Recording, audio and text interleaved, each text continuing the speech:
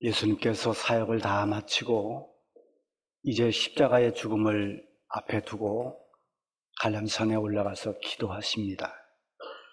육신을 입고 세상에 오신 예수님이 그 육신이 죽임을 당하는 그 죽음을 앞두고 갈람산에서 정말 땀을 쏟으면서 기도하셨습니다. 제자들에게 나와 함께 깨어 있으라고 했지만 예수님이 기도하고 돌아와 보니 제자들은 다 잠들어 있었습니다. 예수님께서 제자들에게 나와 함께 한 시간도 깨어 있을 수가 없더냐 이렇게 나무라십니다. 아마 예수님께서 이렇게 말씀하신 거 보면 적어도 한 시간 동안은 예수님이 엎드려서 핏방울이 떨어지는 것처럼 그렇게 온몸에 땀을 쏟으면서 기도를 드리셨습니다. 한 시간 동안 얼마나 진지하게 정말 온 힘을 다 쏟으면서 기도하셨을 것입니다. 이 머리에 가시관을 써야 되고, 그리고 채찍에 맞고 살이 뜯겨나가고 양손과 발에 못을 박히고 여기저기 창에 찔리면서 그 견디기 힘든 죽음의 과정을 너무나 잘 아시기 때문에 그 십자가의 죽음의 길을 가기 전에 그렇게 땀을 쏟으며 기도하셨습니다. 근데 예수님이 기도하신 그 기도의 내용이, 한 시간 동안의 많은 기도의 내용이 성경에는 없습니다. 다만 성경에 기록되어 있는 기록은 예수님이 기도하신 그 많은 기도 가운데 가장 핵심이 되는 기도만 거기에 기록이 되어 있어요. 아버지요, 할만하시거든 이 잔을 내게서 옮겨주십시오. 그러나 내 원대로 하지 말고 아버지 원대로 하옵소서. 이게 예수님의 기도였습니다. 그 한 시간 동안에 많은 기도가 있었지만 예수님의 기도의 결론은 내 원대로 하지 말고 아버지 원대로 모든 걸 이루어 주십시오라는 이 기도였습니다. 예수님께서 하신 이 기도는 바로 오늘 하나님을 아버지라고 부르는 모든 하나님의 자녀들이 어떻게 신앙생활을 해야 되는지를 우리에게 잘 가르쳐주고 있습니다. 하나님의 자녀들은 어떤 경우에도 내 원대로 하지 않고 하나님의 원하시는 대로 살아야 되는 것을 예수님의 기도를 통해서 깨닫게 됩니다. 내 뜻이 아닌 하나님의 뜻, 나 중심이 아닌 하나님 중심, 사람 중심이 아닌 주님 중심이 되는 것이 올바른 신앙생활의 모습이고 우리 모든 그리스도인들이 갖춰야 할 믿음의 자세인 것입니다. 사람과 사람의 관계는 다릅니다. 사람과 사람은 상대적입니다. 서로의 입장이 있고 서로 각자의 어떤 다름이 있습니다. 그래서 상대방을 이해하고 배려해야 됩니다. 그런 마음이 서로 있어야 됩니다. 우리 집 작은 아이가 아주 어렸을 적에 이제 아이들이 어떤 말썽을 일으킬까봐 또 잘못될까봐 이렇게 통제하고 저렇게 제재하고 그러잖아요. 자꾸 이거 하지 마라 저거 하지 마라 하고 싶은 건 못하게 하고 그러니까 어느 날 엄마에게 따지듯이 그렇게 물었습니다. 엄마, 왜 맨날 엄마 마음만 있고 내 마음은 없어? 이 어린아이가 묻는 질문이죠. 왜 엄마 마음대로만 하느냐 그런 얘기죠. 자, 사람은 각자 자기 마음이 있습니다. 어려도 어린아이의 나름대로의 생각이 있고 마음이 있어요. 그렇다고 해서 우리가 우리 마음대로 할 수는 없습니다. 서로의 마음을 헤아려서 서로 협력하고 이해하고 또 배려하고 때로는 용서도 하고 그러면서 잘 합의하고 풀어가야 하는 것이 사람의 관계입니다. 그러나 하나님과의 관계에서는 다릅니다.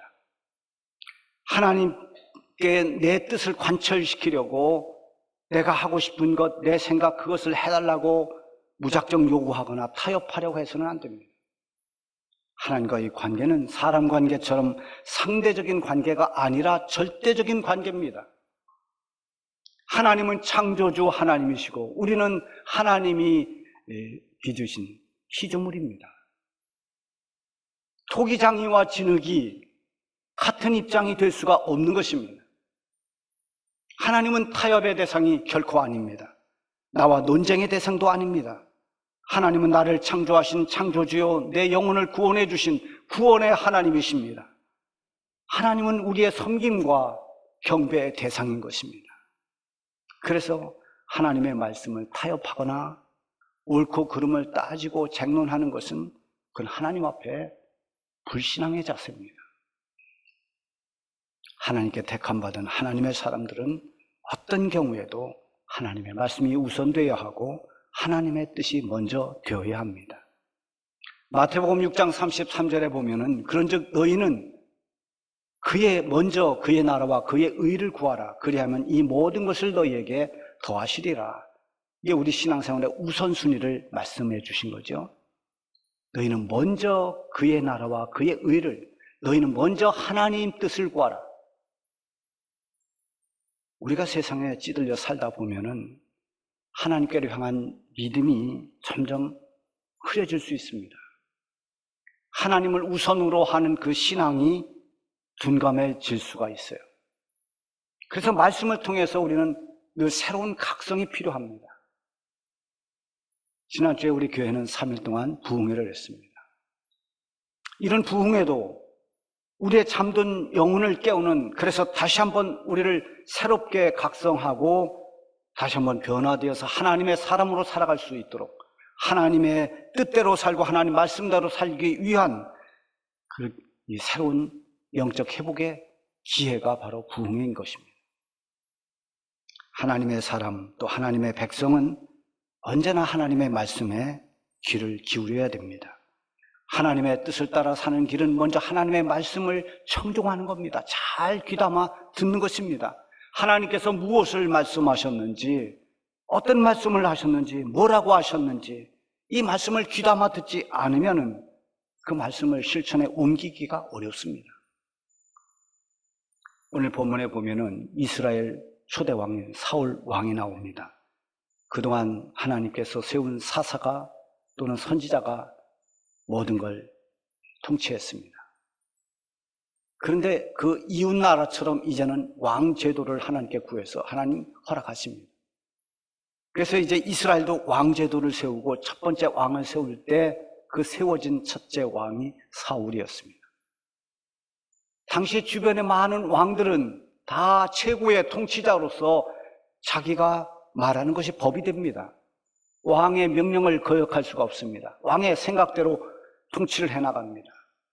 그런데 이스라엘 왕은 하나님께서 세운 왕입니다.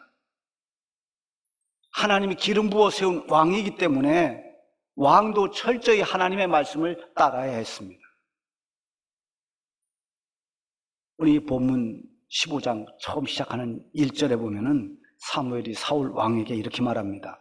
여호와께서 나를 보내어 왕에게 기름을 부어 그의 백성 이스라엘 위에 왕으로 삼으셨은즉 이제 왕은 여호와의 말씀을 들으소서.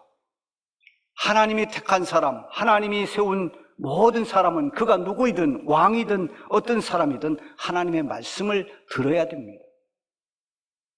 우리가 하나님의 말씀을 귀하게 여기는 것은 우리가 하나님의 택함을 받고 하나님으로부터 부름받은 하나님의 사람들이기 때문에 그렇습니다. 우리가 하나님의 사람이 아니라면 하나님 말씀 들을 이유가 없습니다. 듣지 않습니다. 자, 사무엘은 하나님께서 아말렉과의 전쟁을 앞두고 하신 말씀을 이 사울 왕에게 전해줍니다. 이번에 이제 치를 아말렉 전쟁에서는 모든 전리품, 사람이 되었든 가축이 되었든 모든 것을 아무것도 남겨두지 말고 다 진멸하라고 하나님이 말씀하십니다. 하나님의 명령입니다. 아말렉은 어떤 민족이냐면 이스라엘 백성들이 출애굽해서 광야를 갈 때 후미에서 공격을 해오기도 하고 이제 이스라엘을 많이 괴롭혔던 그런 족속이 아말렉 족속이에요. 여러분, 우리가 아는 것처럼 모세가 산에 올라가서 두 손을 들고 하나님께 기도하죠. 그때 아론과 훌이 그 팔을 받쳐 올립니다. 팔이 내려가면 이스라엘이 지고 팔이 올라가면 이스라엘이 승리를 합니다. 그 전쟁이 바로 아말렉과의 전쟁이었습니다. 그러니까 이스라엘의 적입니다. 그래서 하나님께서 이 사무엘상 15장 2절에 보면 이 일로 인해서 하나님께서 이 아말렉을 진멸시키겠다고 말씀하십니다. 사울은 이 전쟁에서 대승을 거둡니다. 물론 하나님께서 이미 보장해 놓은 승리를 보장한 그런 전쟁이었습니다. 그러나 문제는 하나님의 말씀대로 행하지 않은 것입니다. 사울이 아말렉 왕 아각을 사로잡았고 그를 따르는 모든 사람들을 다 진멸시켰습니다. 그런데 가축은 예외였습니다. 하찮은 가축은 다 죽였는데 아주 이 최상품인 좋은 가축들은 죽이지 않고 끌고 왔습니다. 자, 이 일이 있은 후에 하나님께서 사무엘을 불러서 이렇게 말씀하십니다. 내가 사울을 왕으로 세운 것을 후회한다. 여러분, 사실 하나님 후회가 없으신 분인데 사울이 행하는 일을 보니 내가 사울을 왕으로 세운 걸 후회한다, 그렇게 말씀하십니다. 이것이 얼마나 무서운 말인지를 사무엘은 알아듣습니다. 야, 이거 하나님의 진노가, 하나님의 징계가 사울 왕에게 임하겠구나. 그래서 사무엘이 밤새 엎드려 기도합니다. 자기를 위한 기도가 아닙니다. 중보기도입니다. 누구를 위한 중보기도입니까? 사울 왕을 위해서 중보기도합니다.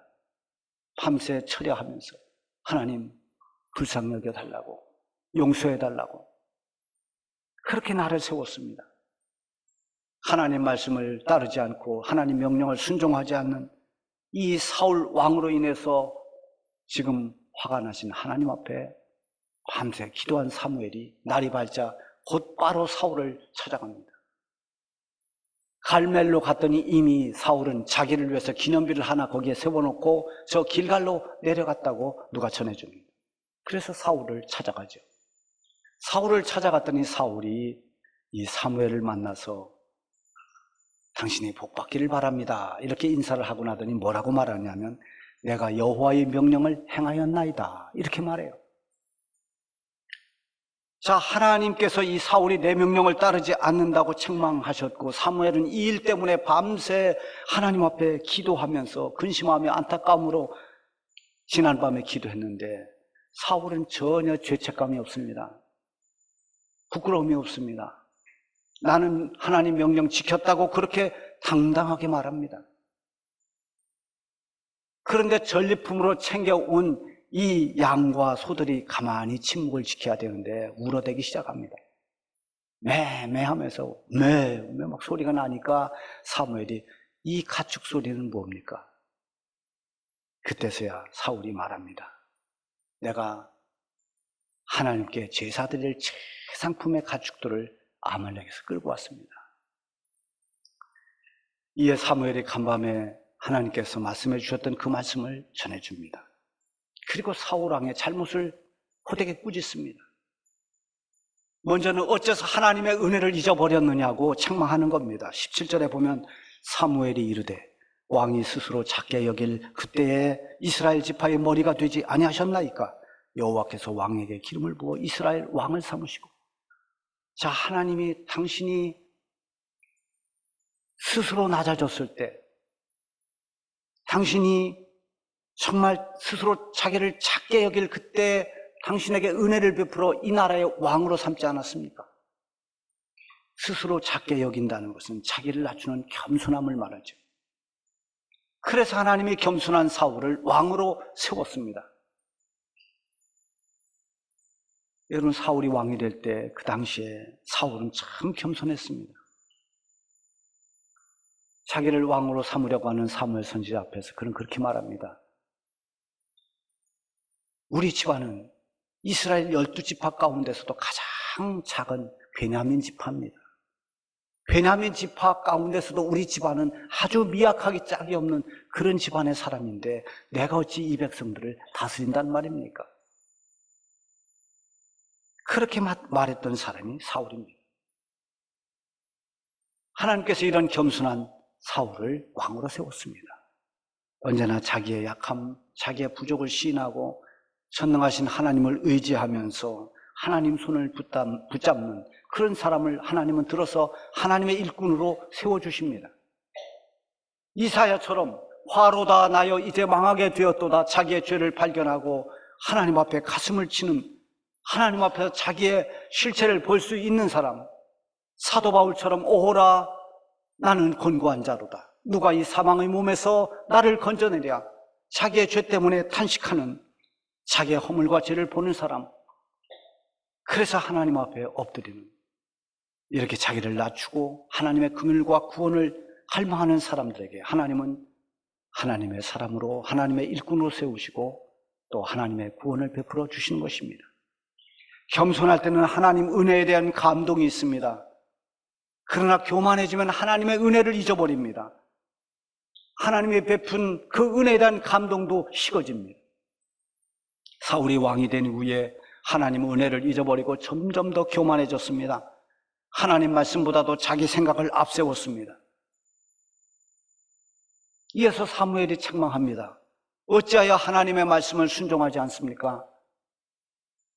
19절에 보면 어찌하여 왕이 여호와의 목소리를 청종하지 아니하고 탈취하게만 급하여 여호와께서 악하게 여기시는 일을 행하였나이까? 이게 책망입니다. 이때가 사울에게는 회개할 아주 좋은 기회입니다. 사무엘 선지자님, 제가 그 말을 듣고 보니까 내가 너무 교만했습니다. 내가 하나님의 은혜를 잠시 잊었습니다. 내가 내 생각대로 행했습니다. 이렇게 자기를 내어놓고 회개할 수 있는 그런 기회인데, 이 선지자가 그렇게 꾸짖는데도 불구하고 여전히 변명과 자기 합리화로 일관합니다. 20절에 보면은 사울왕이 뭐라고 말하냐면 나는 실로 여호와의 목소리를 청종했다. 어째서 여호와의 목소리를 청종하지 않느냐라고 책망하는데, 아니다, 나는 여호와의 목소리를 청종했다, 이렇게 말합니다. 자기 생각대로 자기는 순종했다는 겁니다. 이것을 보면 그가 영적으로 얼마나 둔감해졌는지를 알 수가 있습니다. 자기의 잘못을 지적하는 말씀을 듣고도 깨닫지 못할 만큼 영적인 감각을 완전히 잃어버렸습니다. 영적 감각을 잃어버린다는 것, 이게 얼마나 참 무서운 일인지 모릅니다. 사람은 신체적으로도 나이가 들면 이 육신적인, 신체적인 감각도 좀 둔해져요. 저도 어느 정도 운동 감각이 있다고 생각을 하는데요, 이렇게 나이가 점점 들어가면서 느끼는 게 뭐냐면, 내가 이 코너를 싹 돌아갔는데 나는 피해서 싹 돈 것 같은데 턱 걸립니다. 이 모퉁이로 잘 돌아간 것 같은데 뭐가 탁 걸렸습니다. 어떤 때 다리에 멍이 왜 들었나 보니까 이렇게 부딪힌 겁니다. 이 몸이 둔해진 거예요. 나이가 들어가면 우리 육체는 둔해집니다. 육체적인 감각이 둔해지는 것은 어쩔 수 없습니다. 그런데 정말 심각한 것은 영적으로 둔해지는 것입니다. 영혼이 무뎌지는 것입니다. 영적 감각이 둔해지면 영적 판단력도 함께 떨어집니다. 무엇을 잘못했고 무엇을 잘했는지를 잘 분간하지 못합니다. 사울처럼 하나님 말씀에 청종하지 않고도 청종했다고 생각합니다. 자기 생각이 자꾸 앞서게 되고, 자기가 해야 할 본분이 무엇이고 내가 해야 할 중요한 사명이 무엇인지를 망각하고 하나님의 말씀보다 다른 것으로 자꾸만 앞세워 나갑니다. 그래서 세상이 어떤 걸 가치 있게 여기는가, 사람들이 뭐라고 말하는가, 분위기는 어떤가, 아니면 또 자기 어떤 이성, 자기의 감정, 이런 것들을 자꾸만 잣대로 삼습니다. 우리에게 유일한 잣대는 하나님의 말씀이 되어야 됩니다. 사울은 왕이지만 하나님께 제사하는, 그것을 주관하는 선지자가 아닙니다.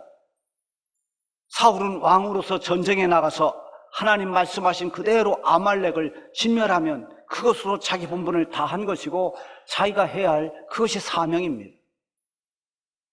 사울이 하나님께 드릴 그 최상품의 제물을 챙기는 것, 그건 그럴듯해 보이지만 자기 본분을 잊어버리고 하나님 명령을 거역하는 것입니다. 옛날 전기가 없던 때에 그런 이야기가 있어요. 어느 마을에 등대지기가 있었는데, 이제 그가 하는 일이 뭔가 하면 이제 기름에 불을 붙여서 등대에 불빛이 나게 해서 들어오는 배들이 안전하게 들어오도록 하는 그런 일이었습니다. 어느 날 그 마을의 한 할머니가 기름이 떨어졌다고 빌리러 왔어요. 그래서 아이 참 안 됐습니다. 제가 조금 나눠드리겠습니다. 기름을 좀 나눠줬습니다. 이 할머니가 그냥 자기가 기름 빌려왔으면 가만히 있어야 되는데 또 가서 또 나 기름 빌렸다 그러니까 또 어떤 아저씨가 또 왔습니다. 아이고 요즘엔 등잔불도 기름이 떨어졌으니 조금만 좀 빌려주십시오. 그래서 그 아저씨 조금 빌려줬습니다. 이 사람 저 사람 빌려달라는 사람들에게, 동네 사람들에게 후하게 인정을 베풀었습니다. 그렇게 인심을 많이 썼는데 이 등대지기는 그래서 사람들에게 칭찬을 많이 받습니다. 근데 어느 날 비가 정말 억수같이 쏟아지는 캄캄한 밤에 사람들에게 기름을 나눠주다 보니까 기름이 다 떨어진 줄 몰랐습니다. 이 등대를 밝히려고 보니까 기름이 없습니다. 그날 항구로 돌아오던 배가 암초에 부딪혀서 다 파손이 되고 사람이 죽었습니다. 대형 사고가 일어났습니다. 이 사건 때문에 등대지기는 조사를 받게 되는데 동네 사람들이 그 사람 참 착한 사람이다, 선한 사람이다 탄원서를 냈습니다. 그런데 조사하는 그 조사관이 등대지기에게 이렇게 말했습니다. 당신에게 기름이 주어진 이유는 오직 한 가지입니다. 어두운 밤바다에 등대불을 밝히는 것입니다. 당신은 가장 중요한 본분과 사명을 상실했습니다. 이건 책에서 본 이야기인데요. 굉장히 중요한 교훈이라고 생각합니다. 자기가 해야 할 본분, 자기가 해야 할 사명이 무엇인가. 지금 사울은 하나님 말씀대로 행하지 않고 자기 생각대로 했습니다. 아말렉을 진멸하라고 했는데 좋은 가축들 다 챙겨왔습니다. 누구든지 하나님 말씀보다 자기 입장 또 사람들의 평가, 분위기 이런 게 앞서면, 그게 우선되면 하나님 말씀 순종하기는 어렵습니다. 24절에 보면 사울이 내가 이렇게 한 것은 백성들이 두려워서 그들의 말을 청종했다라고 그렇게 말합니다. 아마 사람들이 말했을 겁니다. 백성들이 그 아까운 가축들을 왜 죽입니까? 그거 가져다가 제물에 쓰면 얼마나 좋은 양들입니까? 얼마나 좋은 송아지들입니까? 굉장히 합리적이고 또는 윤리적인 말입니다. 그러나 하나님은 아말렉의 모든 채상품이든 아니든 모든 것을 진멸하라고 하신 것이 하나님 명령입니다. 하나님 말씀을 어떤 이유로든 사람의 기준으로 바꿔놓고 재단하는 것은 그것은 하나님 보시기에 불신앙인 것입니다. 사무엘 선지자는 사울 왕에게 말합니다. 하나님께서 불순종으로 드리는 제사보다 하나님 말씀에 순종하며 기뻐하는 그런 기쁨보다 그 불순종하며 드리는 이 제사를 말씀에 순종하는 그것처럼 좋아하시겠습니까? 순종이 제사보다 낫고 모든 가축들의 기름진 그 기름을 드리는 것보다 하나님 말씀 듣는 것이 낫습니다. 하나님의 자녀들은 하나님의 뜻이 우선되어야 하고 하나님의 말씀이 먼저 이어야 합니다. 하나님께서 가장 좋아하시는 것은 하나님 말씀대로 순종하고 하나님이 원하시는 대로 행하는 것입니다. 이렇게 하나님이 좋아하시는 삶을 살아가시기를 바랍니다.